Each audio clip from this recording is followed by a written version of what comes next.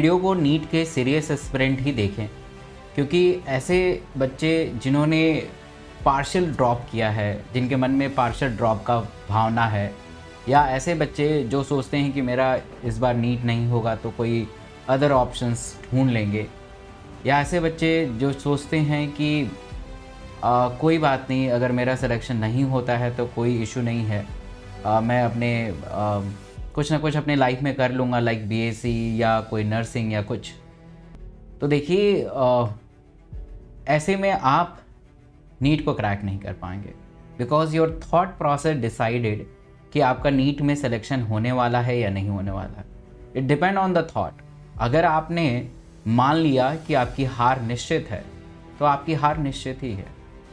अगर आपने ठान लिया कि मैं जीतूंगा तो आप जीतेंगे ही जीतेंगे। तो आपके मन में कोई भी दूसरा ऑप्शन क्रिएट नहीं होना चाहिए।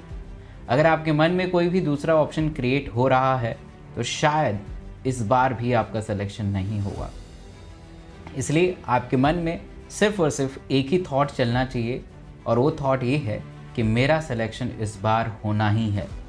भले ही मैंने 2022 में कुछ गलतियों के कारण मैं रह गया, मैं कंसेप्ट ओरिएंटेड काम नहीं किया, खाली एनसीईआरटी को रीड करते रह गया, या अच्छे क्वालिटी ऑफ क्वेश्चंस प्रैक्टिस नहीं किया, या मुझे टाइम मैनेजमेंट को और बेहतर तरीके से सीखना है, और भी ना जाने और भी बहुत सारे कारण हो सकते हैं।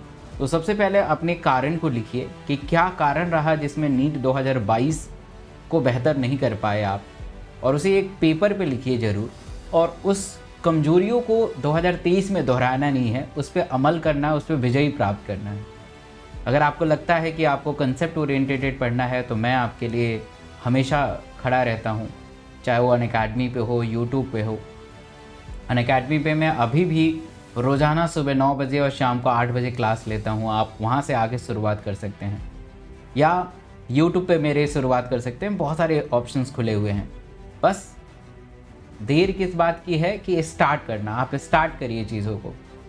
पिछले साल जैसे आपने पढ़ा था वैसे आपको पढ़ना नहीं है, थोड़ा सा चेंज लाइए अपने अंदर। आपने हर एक चीज़ को ऐसा समझा है कि मैं एनसीईआरटी के लाइन को पढ़ लूँ, एनसीईआरटी के लाइन को याद कर लूँ और मेरा हो जाएगा सिलेक्शन। ऐसा नहीं होता है। तो इसलिए आपको एनसीईआरटी को बारीकी से समझना है। बेहतर ये होता है कि अगर आप घर पे पढ़ रहे हैं और आप कहीं बाहर नहीं गए हैं तो आसपास लाइब्रेरी ज्वाइन कर लीजिए, क्योंकि लाइब्रेरी ज्वाइन करेंगे तो होगा क्या कि आपको एक प्रॉपर स्पेस मिलेगा, एक प्रॉपर इन्वायरमेंट मिलेगा, अटेंशन आप प्रॉपर पढ़ाई के ऊपर कर पाएंगे। घर पे क्या होता है कि बहुत सारी प्रॉब्लम होती हैं, है ना, कोई रिलेटिव आ गया है या घर में कोई चीज़ें कमी हो गई हैं, बहुत सारी चीज़ें ऐसी होती हैं जो शायद आपके ध्यान को भटका सकती हैं। तो बेहतर है कि आप एक स्टडी के लिए एक लाइब्रेरी ज्वाइन करिए, जहाँ पे आप 8 घंटा 10 घंटा पीसफुली एक इन्वायरमेंट के अंदर पढ़ सकें। ये बहुत ज़रूरी है। और आपको यही ध्यान रखना है कि देखिए मैं स्टूडेंट से टच में रहता हूँ। इस बार एक होड़ सी लग गई थी कि मुझे ऑफलाइन इंस्टीट्यूट ज्वाइन करना है, और मेरे पास बहुत सारे ऐसे कॉल भी आए हैं कि मैंने ज्वाइन तो कर लिया बट मज़ा नहीं आ रहा है। मुझे सब्जेक्ट के साथ कॉम्प्रोमाइज़ करना पड़ रहा है, फिजिक्स के साथ, बायो के साथ, बॉटनी के साथ, फिजिकल के साथ, बहुत सारे चीज़। तो देखिए अब तो आपने ज्वाइन कर लिया, अब तो कोई ऑप्शन है ही नहीं। But ultimately institutes are not responsible for your selection, and अगर आप सेलेक्ट नहीं हुए तो वो भी रिस्पॉन्सिबिलिटी लेते नहीं हैं। शुरुआती दौर में कहते तो बहुत सारा चीज़ हैं बट करते नहीं हैं।